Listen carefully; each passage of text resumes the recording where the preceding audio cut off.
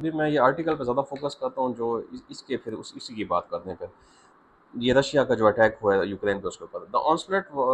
Onslaught was the most massive air strike on the country since the beginning of Russia full scale invasion of February 2022। कि जब से ये फरवरी 2022 की जो जंग शुरू हुई है उसके बाद इतना मैसिव जो है वो कभी भी नहीं हुआ। Poland and allied countries scrambled aircraft to ensure the safety of Polish airspace, the country's air force said। अच्छा, ये अभी जो जंग चल रही है इसमें आपको लग रहा है कि ये जंग जो है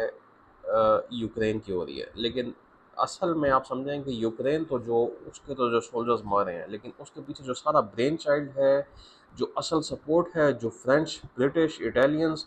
ये अमेरिकन जो आके बैठे हुए हैं वो पोलैंड में आके बैठे हुए हैं, जो जो वही बॉर्डर है, वेस्टर्न बॉर्डर है यूक्रेन का, उसके उस साइड पे जो है सबसे ज़्यादा रेफ्यूजीज़ भी यूक्रेन ने रिसीव किए और वहीं पे वो ठहरे हुए हैं। कल्चरली भी ये सिमिलर है। उसके अलावा सबसे बड़ा इन्होंने जो पोलैंड को जो एड मिल रही है, जो इनकी मिलिट्री बिल्डअप जो उनका हो चुका है, जिस किस्म के इस वक्त पोलैंड के पास वेपनरी है, जिस किस्म की लेटेस्ट, कि आप समझें कि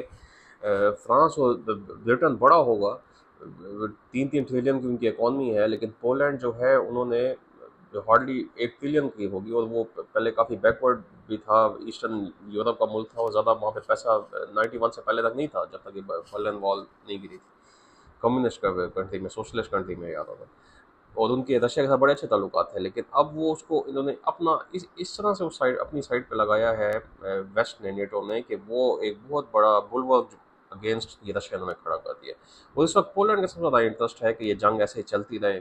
और जंग चलती रहे और यूक्रेन को सपोर्ट मिलती रहे, चाहे यूक्रेन जितना नुकसान हो सकता है हो जाए, लेकिन रशिया को इन इन रिटर्न जितना भी थोड़ा भी नुकसान पहुंच सकता है तो उसके पीछे जंग कंटिन्यू हो रहा है, क्योंकि पोलैंड को एक मुफ्त में एड भी आ रही है, उसको मिलिट्री भी उसकी मुसलसल जो है उसको ताकत दी जा रही है। तो ये पोलैंड का बता रहे हैं कि Poland and allied countries scrambled aircraft, के उसी वक्त उन्होंने एयरक्राफ्ट चलाना शुरू कर दिए, कि ये इतना मैसिव अटैक रशिया ने कर दिया कि अब ये कहीं पोलैंड के अंदर ही, बाउंड्री के अंदर ना आ जाए। तो अच्छा, फिर ये लिखा है, 3 people were killed in each of the drone strikes in the Kherson, Kharkiv and Dnipropetrovsk region। कि ये जो वही 3 रीजन है जहाँ पे अभी लड़ाई चल रही है, कि खरसोन, खार्किव और dnipropetrovsk रीजन जो है, इसमें जो है फिर ये इतनी कुछ डेथ्स भी हो गई हैं।